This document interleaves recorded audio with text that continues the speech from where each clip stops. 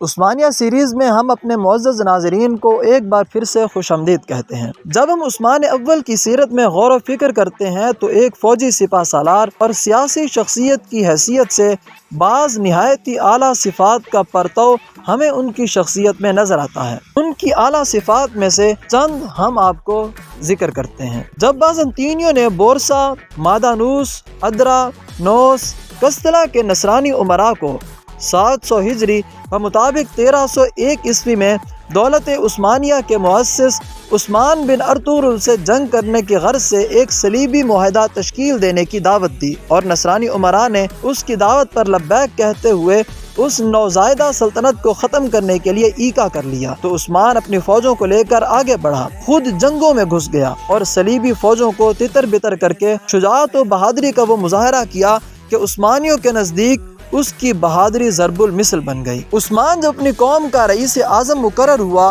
تو اس نے بڑی دانائی کا مظاہرہ کیا اور سلطان علاء الدین کی نصرانیوں کے خلاف مدد کی، بہت سے ناقابل شکست شہروں اور مضبوط قلعوں کو فتح کرنے میں اس کے ساتھ رہا۔ اسی وجہ سے دولت سلاجقہ روم کے فرما روا سلجوقی سلطان علاء الدین نے اسے بڑی عزت دی، اسے اپنے نام کا سکہ ڈھالنے اور اپنے ماتحت علاقوں میں اپنے نام کا خطبہ پڑھنے کی اجازت دی۔ عثمان کے زیر نگیں علاقوں کے قریب بسنے والے لوگوں کو جب اس بات کا علم ہوا کہ وہ دین اسلام کا ایک مخلص سپاہی ہے تو وہ اس کی مدد پر کمر بستہ ہو گئے اور ایک ایسی اسلامی سلطنت کے ستونوں کو مستحکم کرنے کے لیے اٹھ کھڑے ہوئے جو اسلام دشمن یعنی نصرانی سلطنت کے سامنے ناقابل عبور دیوار بن کر کھڑی ہو گئی۔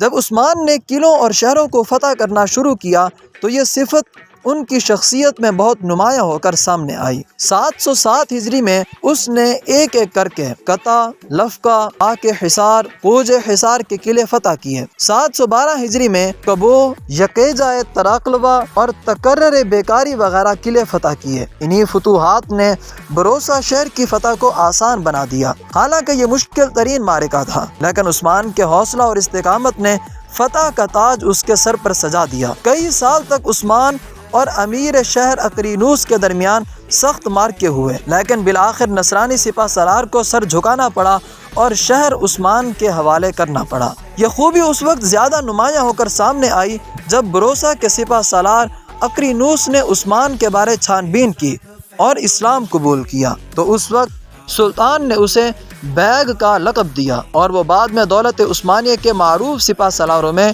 شمار ہوا۔ بازنطینی سلطنت کے کئی سپہ سالار عثمان کی شخصیت سے متاثر ہوئے اور اس کے طریقہ جنگ اور سیاست کو پسند کیا، حتیٰ کہ عثمانیوں کی صفیں نو مسلم سپہ سالاروں سے بھر گئیں، بلکہ بہت سی اسلامی جماعتیں خدمت اسلام کے جذبہ سے سرشار سلطنت عثمانی کے جھنڈے کے نیچے جمع ہو گئیں، جیسے جماعت غزایہ روم یعنی رومی غازی۔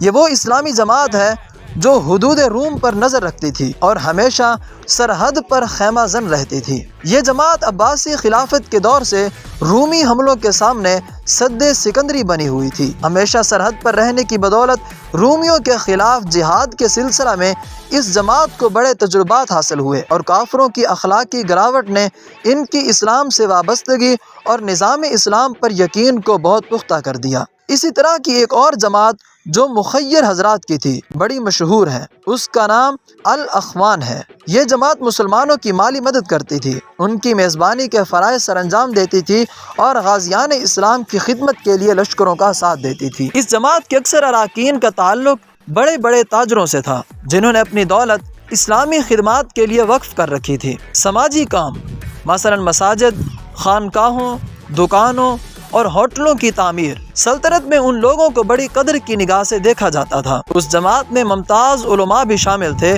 جو اسلامی تہذیب کی ترویج کا فریضہ سر انجام دیتے تھے اور لوگوں کے دلوں میں تمسک بالدین کا جذبہ بیدار کرتے تھے۔ ان کے علاوہ کئی دوسری جماعتیں بھی تھیں جن کا ہدف مسلمانوں کی بالعموم اور مجاہدین کی بالخصوص مدد کرنا تھا۔ ہم امید کرتے ہیں کہ آپ کو ہماری یہ سیریز بہت ہی اچھی لگ رہی ہوگی۔ اگر آپ کو ہماری یہ ویڈیوز اچھی لگ رہی ہیں تو ہماری ویڈیوز کو لائک کیجئے، ہمارے چینل کو سبسکرائب کیجئے اور اپنی پیاری رائے کا اظہار کمنٹ باکس میں ضرور دیجئے۔ For more updates, subscribe to my channel and To subscribe my channel, click this photo.